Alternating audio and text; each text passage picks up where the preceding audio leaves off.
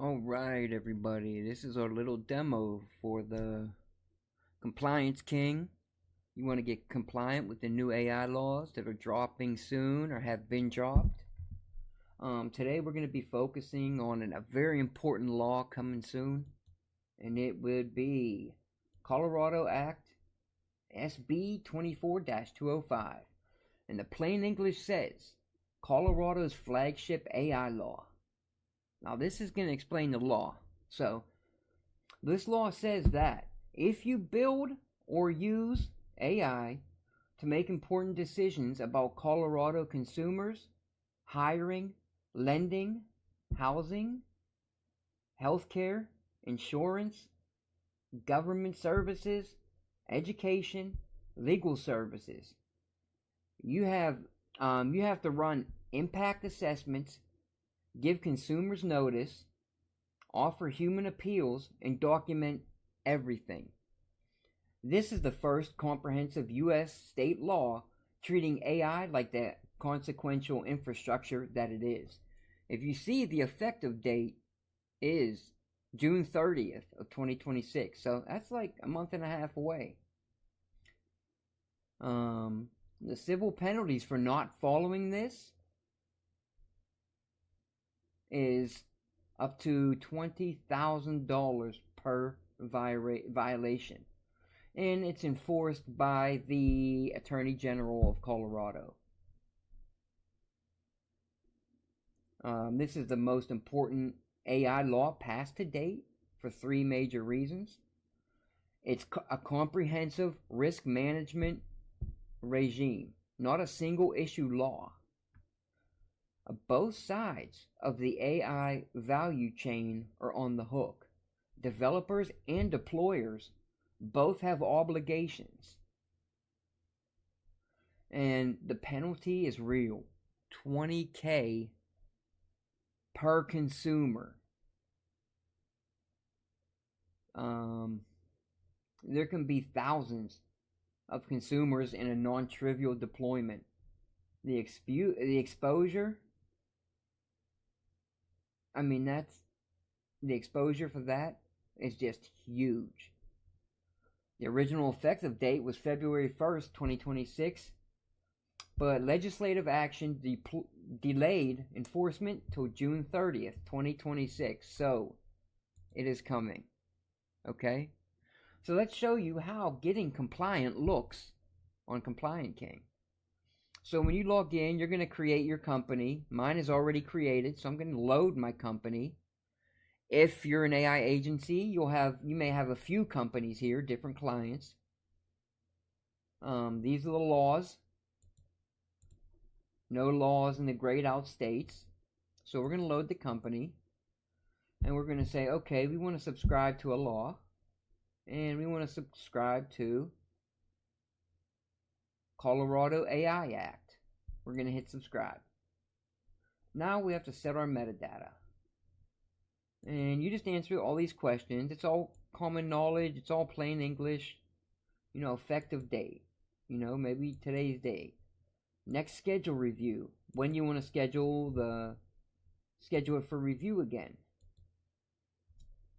We'll put a year from now. All the other things are filled in. We're going to use my site, citecheck.com or citecheck.tech. It is a site that you can run legal briefs and AI generated papers through. It will redact privileged information and then grab the citations, pass them off to be ran through a verification system. And then it will print your report stating if it is verified or if it isn't. It lets the lawyer know, hey, this one's questionable, you need to check this one. So it's just watching the lawyer's back, So we're going to say legal services. Prepared by my name, founder, CEO, business, email. For phone, we're just going to hurry up and put in the, the 555. And then we'll hit save. And we'll go down to answer questions. And the first question is going to be, Does this AI directly affect important decisions about people in Colorado? No, mine doesn't. Mine only affects the documents you run through, so I'm going to hit no. We're going to come to AI system inventory. And this is where you add your AI systems, which is going to be my site check. And there's the site check. Name of the AI system is site check. Vendor name, it's going to be in-house because it was made by me, and that's also going to be in-house. Business owner, that's me. Title, CEO. Technical owner, I'm just putting my name in all of these because I want to see something real quick. Let's go back out. Let's see, set metadata. Okay. Let's go back to edit company real quick. I just want to check something. Edit company.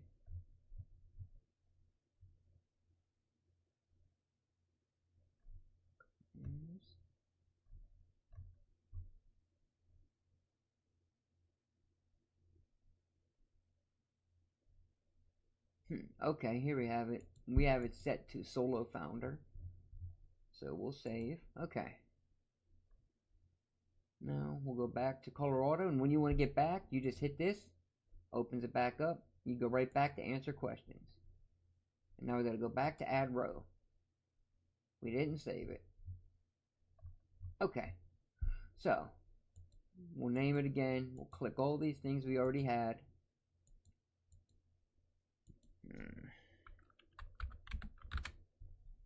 Site check. Vendor name or in-house. We're going to hit in-house. We're going to keep going along. CEO. I am also the technical owner. Primary use case. Okay.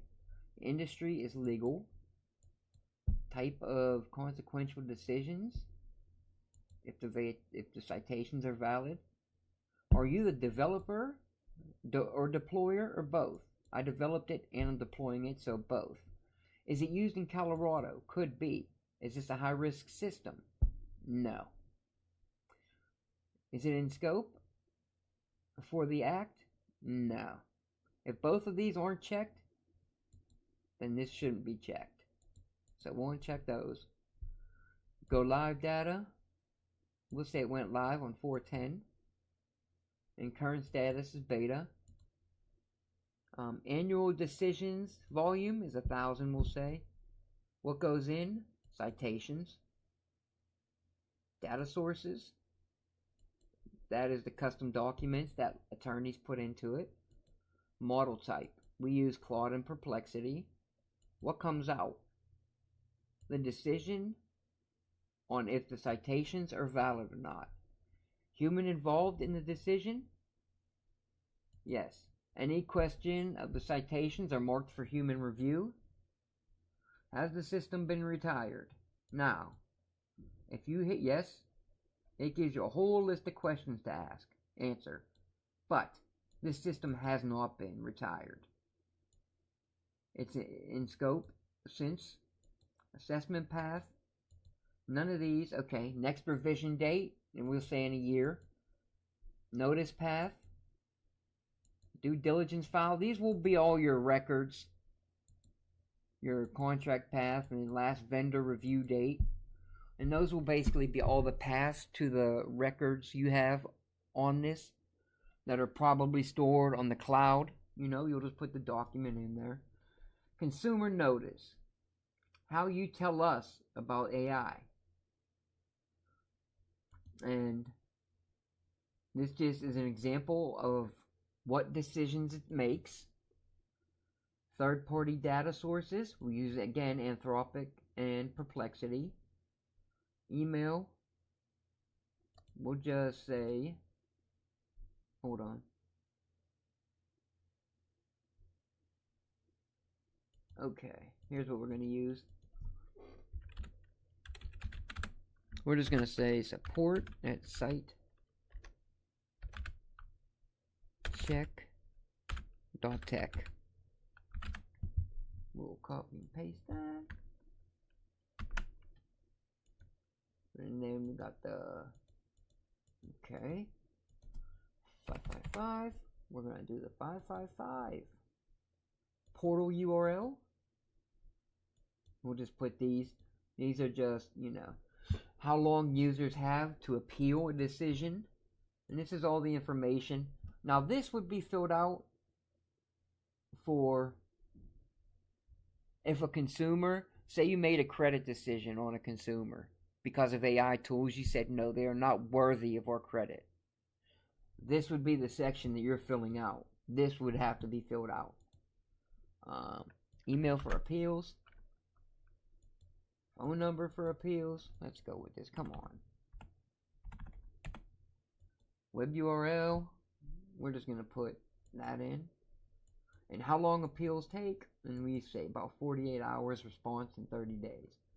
Appeals and the human review process. Which AI systems are covered by the appeals process? And that's citecheck.tech. That's the site. Owner, again, it's me. I made it. I'm the CEO. Day-to-day coordinator. That's gonna be me. And who am I? I'm the CEO. Email, we'll just put, oh darn. We'll just put that down. Phone line, 555, we'll leave it at that. Internal portal for tracking, NA.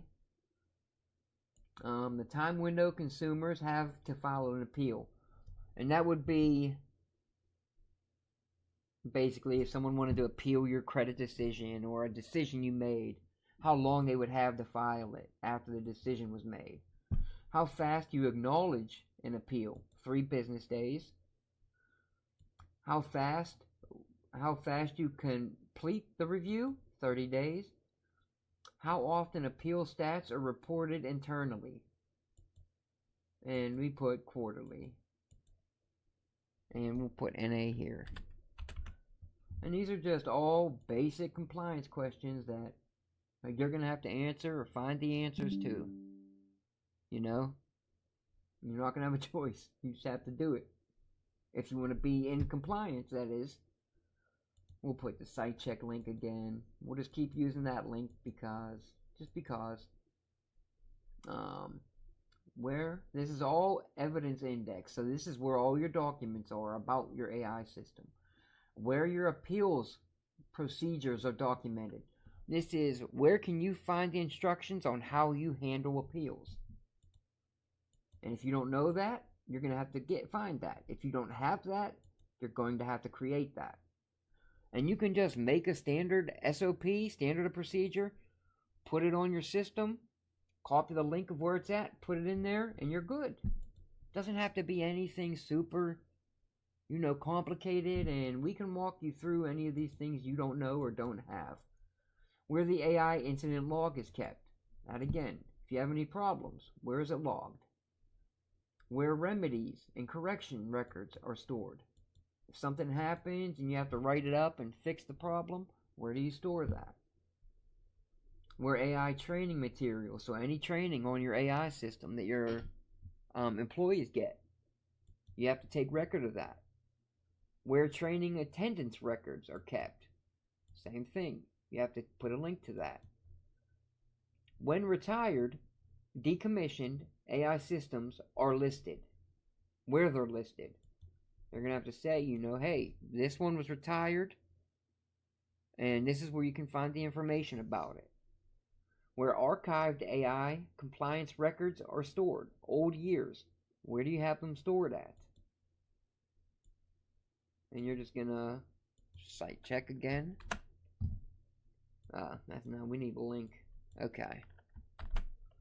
And, just so you know, it's always, once you do the compliance, it is kept on our servers indefinitely for compliance, issues.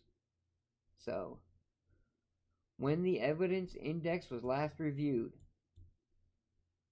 I want to say that date. Who last reviewed this evidence index? I did, and I'm the CEO.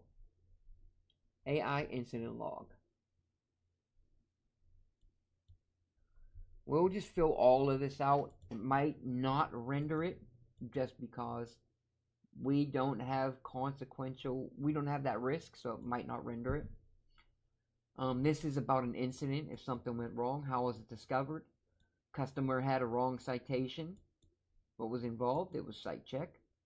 The AI system name was citecheck. Decision. We found out the system made a wrong validation. They ran a citation through citecheck, and we believe the citation marked valid was wrong. After double checking, the customer was correct. Interim risk rating, we're just going to say 2, it's low. My name again for owner. Business areas, legal. Jurisdiction, none. Or where the person was located. Description, bad citation, caught before filed. Time period it started, 509 is when they found out. 511 is when we ended it. Population affected, this isn't something that would affect the population, but some of these systems can. If there's a mistake and you run 50 applications through here, and it affects 50 people, then if you're not documenting it, you have a huge problem. Alright? Protected classes. There's no protected classes with this. And there's no trigger data or triage data. Initial reviewer is me. Immediate actions. We checked why the citation was marked correctly. Investigative message, we did research. Investigative parties, that was me. No discrimination was found. So we're going to put NA here because there was no discrimination found to any demographic party. Also non-applicable. There was no impact. Severity was low. NA. NA. Vendor notification. No vendor was notified. We'll say 510. Closure date was 515. Final risk rating was low. Final outcome. The prompt to the API were changed to reflect the mistake. No update to our policy. No training updates. Training update description. There is none. And I always try to mark everything in because if you leave it blank, that gives an auditor time to say, well, why is this blank? So if it doesn't apply, your best bet is to put NA. If you're not sure if it applies, your best bet is to contact us and, we'll walk you through it. Okay, remediation actions. We'll just go ahead and fill this out just for,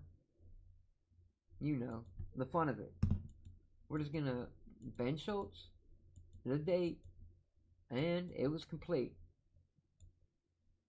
And we do it monthly and every 5 years. And it tells you how many years incident records are retained. And it says the law expects at least 3 years. Many companies retain longer, for 4 to 7 years, for cross-jurisdiction defense. So, just be safe, So after you do all that, here's your list of deliverables. Good news. Let's go see. This is your actual compliance package right here. This is your Colorado High-Risk AI System Inventory and Classification. See this? And like I said, retirement and record keeping, nothing was retired, so nothing's filled out. System level inventory, we put in the citecheck, it's all filled out. Your best bet is to print or save as PDF because the doc files just look bad when you get this many rows going on. But you can save that, and then you'll go to the second deliverable, render it, and we'll go through and you can see everything's filled out. And when something isn't filled out, it's because it doesn't pertain. And chances are it will say not applicable. So you should be safe with that. Third document, if you see this one says right here, not applicable. But you can still, if you want to have a complete, you can still print this out. High risk AI assessment. You can still print this out and, just have it in the packet saying not applicable, just so they know. This is the Colorado High Risk AI Consumer Notice template. And you see, nothing's filled in here because this is just a template that you have to have. So if somebody complains, you can respond to them. This is just saying, hey, we have the documents in place to respond if there's a problem. Here's the template for our document right here. And the inspector says, great job, that's all you need. We'll go to number 5. This is the human review appeal workflow. And this is the same thing. This is the template for your human appeals. We filled that out.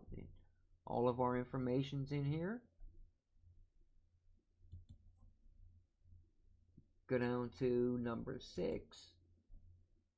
This is the Colorado High Risk AI Compliance Evidence Index. This is to show where your governance and risk management policies are, where your system level impact and risks are. And you see right here, for each high risk AI system, no high risk AI systems were flagged in the inventory. So you're safe, but you have it filled out so the auditor can look at that and say, okay, you filled everything out, this is great. It says you don't have any high risk. We're good with that. We're good to go. Guess who's not getting a $20,000 fine? You're not. Number 7 is the public statement on high risk AI systems, and this is how you let the public know.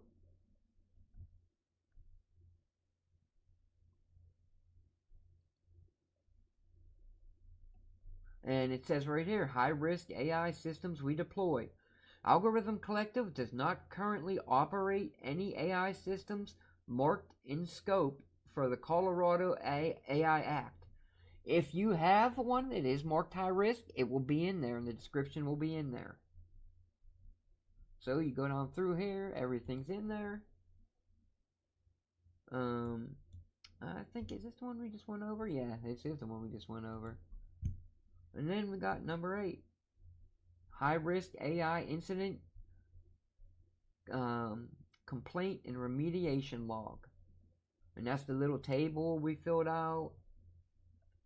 Here's all your information. Here's the other little table we filled out at the end. And as you can see, all of your compliance package is filled out here. You can save them. Save them to your computer, put them in a zip file, and your company has them. And you're now in compliance with Colorado Act SB 24-205. So this is just a little demo of what we have coming. This is only like one of 19 laws we have on the page. This is a big one, a major one. I wanted to go through this one. So, if just post below if you have any questions or anything like that. If you want to go check out, we'll go ahead and go there. If you want to go check out the site we have, www.citecheck.tech. If you're a lawyer, you want to check out our,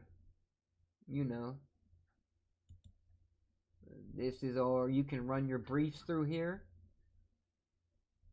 You can upload your document. It gives you pricing and everything. Enter your number of pages. It's a 20-page brief. We want to do basic. We want to do this. It's a 50-page brief. Whatever the cost might be. And this is just an estimated cost. So, as you see, let's see.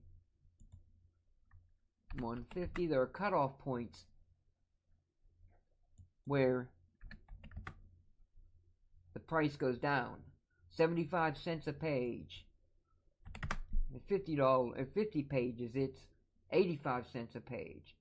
So the more the price goes down, or the more you use, the more the price goes down. Like I said, these are just estimates. It's just to give you an idea of what you're looking at, you know. But you upload it, and then we'll go look at the dashboard real quick. And this is what you get back. Just say, we'll check this report. It tells you, okay, citation error in this citation. It tells you why. This case does not appear to exist in a legal database. And the verification is it's confirmed this is fabricated. So this is just our little, site for lawyers, paralegals, anyone working in the legal field. Like again, I said it's citecheck.tech. Stop by and check it out if you want. Thanks for checking the demo out, and you guys have a great night. I will talk to you later.